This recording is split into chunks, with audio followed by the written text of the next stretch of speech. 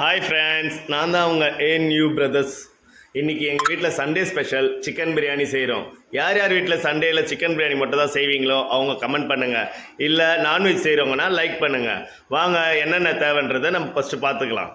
First பார்த்தீங்கன்னா 300 ml எண்ணெய், 600 gram வெங்காயம், 600 கிராம் தக்காளி, இஞ்சி பூண்டு பேஸ்ட் வந்து எப்படி பார்த்தீங்கன்னா ஒரு கிலோவுக்கு வந்து 100 கிராம். நாங்கள் 1.5 கிலோ செய்கிறதுனால 150 கிராம் இஞ்சி, 150 கிராம் பூண்டு, ரெண்டுத்தையும் நைஸாக அரைச்சி வச்சுக்கோங்க.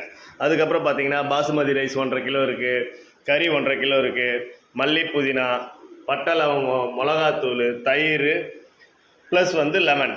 வாங்க எப்படி செய்யலாம், எந்தெந்த முறையில் செய்யலான்றதை பார்க்கலாம். நான் தெரிலல்ல 300 ml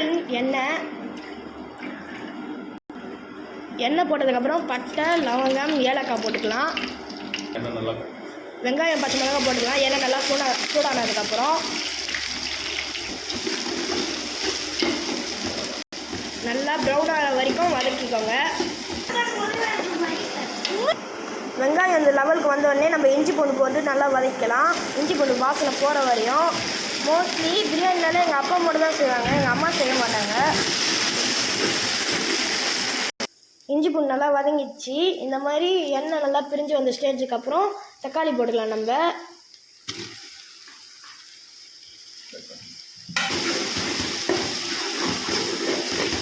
இப்போ தக்காளி நல்லா வதங்கிச்சு ஃப்ரெண்ட்ஸ். இப்போ நம்ம மிளகாத்தூள் போட்டுக்கலாம். மிளகாத்தூள் போட்டு நல்லா கிண்டணும். இப்போ மிளகாத்தூள் வாசனை போயிடுச்சு. மல்லி புதினா போட்டுக்கலாம். அது கூடயே தயிரும் போட்டுக்கலாம். இதை நல்லா கிண்டிக்கலாம்.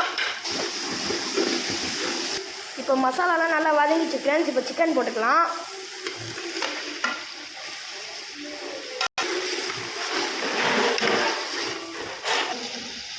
சிக்கன் இப்போ நல்லா வதங்கிச்சு ஃப்ரெண்ட்ஸ். இந்த ஸ்டேஜில் நம்ம தண்ணி ஊற்றிக்கணும். நல்லா ஒரு 2 நிமிஷம் வதக்கினா போதும். அந்த மசாலாவோட இந்த ஸ்டேஜில் நம்ம தண்ணி ஊற்றிக்கணும்.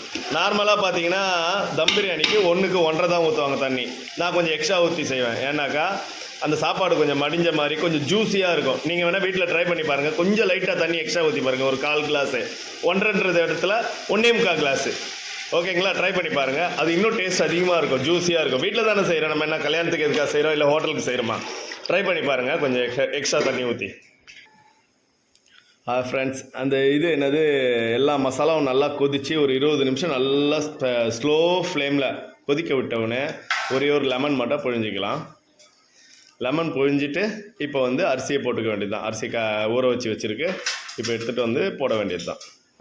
அரிசி போட்டுக்கலாம் ஃப்ரெண்ட்ஸ்.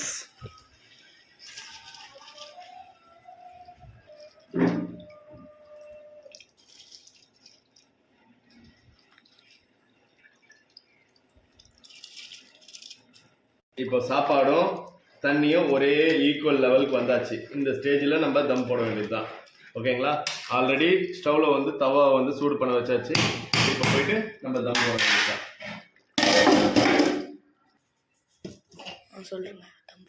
அவ்வளோதான். அந்த தவாக்கு மேலே பிரியாணி வச்சாச்சு. ஹை ஃப்ளேமில் வச்சுருக்கேன் ஒரு 5 மினிட்ஸு. அதுக்கப்புறம் வந்து ஸ்லோ ஃப்ளேமில் ஒரு 15 மினிட்ஸு. அதுக்கப்புறம் பிரியாணி ரெடி ஆகிடும். அவ்வளோதான் ஃப்ரெண்ட்ஸ். வெயிட்டான பொருள் ஏதாவது மேலே எடுத்து வச்சுக்கலாம் ஃப்ரெண்ட்ஸ். இருங்க, எடுத்துகிட்டு வராங்க. கீழே வச்சுட்டா. 5 மினிட்ஸ் ஹை ஃப்ளேமில், 10 மினிட்ஸ் வந்து லோ ஃப்ளேமில் வச்சுட்டு தம் உடைக்க வேண்டியது தான். பிரியாணி ரெடி ஆகிடுச்சு ஃப்ரெண்ட்ஸ். இப்போ சாப்பிட தான் போகிறோம். பார்க்கவே சூப்பராக இருக்குல்ல ஃப்ரெண்ட்ஸ்.